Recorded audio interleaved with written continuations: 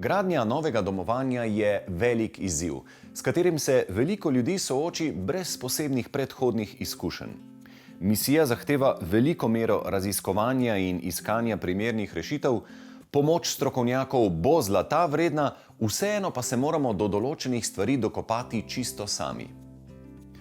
Na primeru čudovite sodobne hiše v Domžalah si bomo ogledali, kje vse se lahko zaplete in kakšne nepričakovane ovire je na poti do hiše potrebno pogosto preskočiti.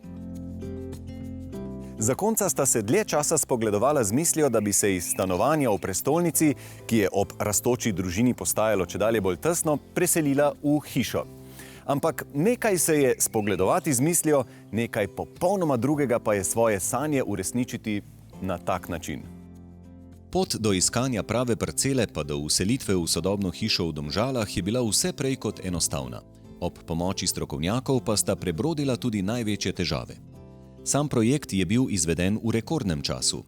V manj kot 2 letih od nakupa zemlje se je družina že lahko vselila v domovanje, ki je premišljeno do zadnjega kotička.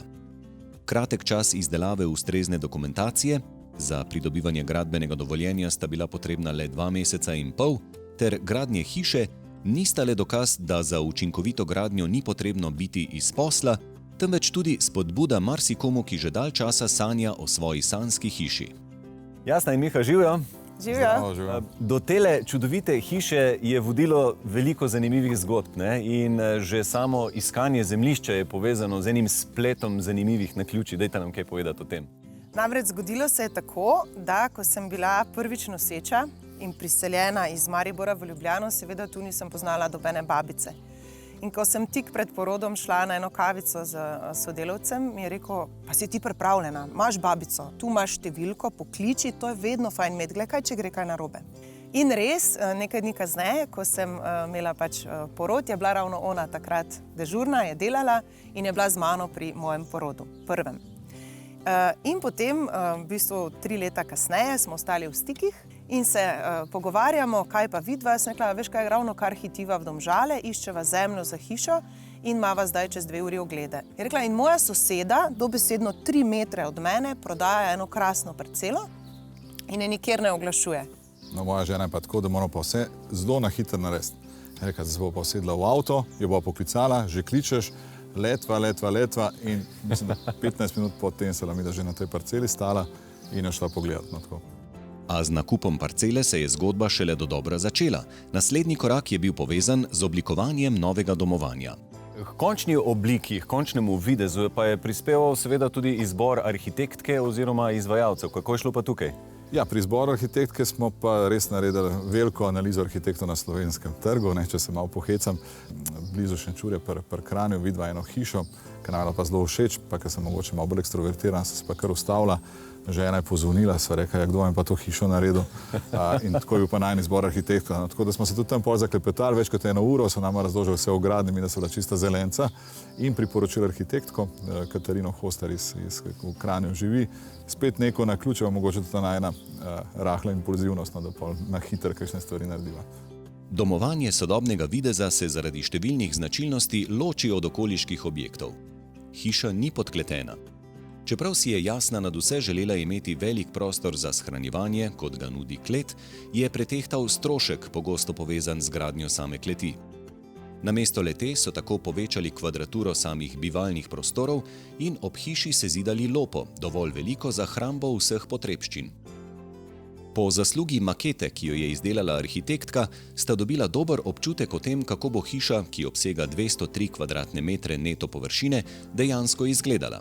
Kje so se vajine ocene razlikovale potem od končnega dejanskega stanja, ko sta potegnila črto? Sigurno tisto, kar nihče ne upošteva, se pravi, tudi mogoče opozorilo gledalcev, ko projektirajo hišo, pa ko sprašujejo, koliko stane kvadratni meter hiše, vsi pa malo pozabijo omeniti, da v to je res všteta gola hiša, da manjka pa še celotna zunanja ureditev, pa ne mislim toliko trave, ampak tudi priklopi na vodo, na elektriko in tako naprej, to nikoli v teh predračunih noter. Hišo mi da so zgradila celo cenej, kot so planirala, no. Zunanja ureditev je bila pa verjetno pa 3-4 dražja, kot so planirala. Od pričakovanega. Tako je. Včasih vprašajo, zakaj ima samo en avto, pa jaz pravim, imava 2, pa pokažem na uno škarpo v zadnji za hišo. Taka nekako so razmere.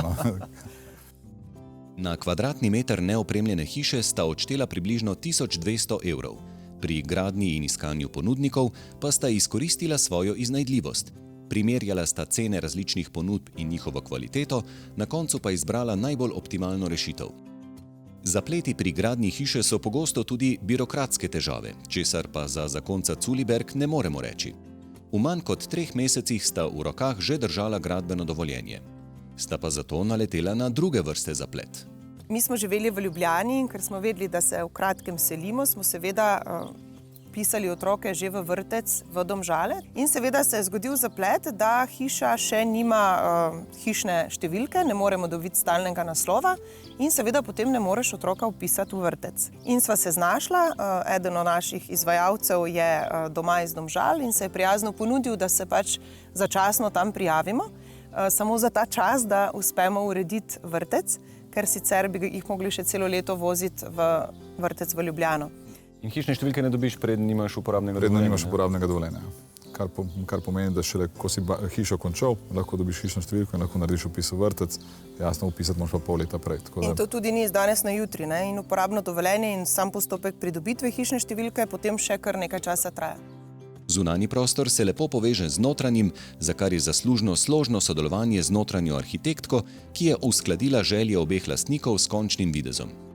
Gospa Okorn, vi ste oblikovali interjer. Povejte nam, v kateri fazi je dobro, da se vključi arhitekta za notranje oblikovanje?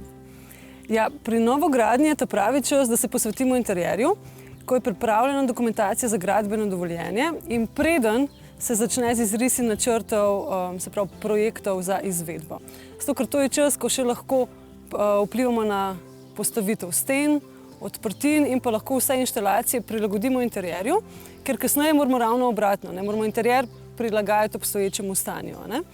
Hkrati je pa čas, ko imamo še dovolj časa do izvedbe projekta, tako da lahko interjer funkcionalno in pa estetsko prilagodimo željam in pa notranjo opremo pač potrebam družine in pa življenjskemu stilu, ne? Ker to je le najbolj pomembno. Komaj čakam, da se posvetimo še notranjosti. No, me veseli.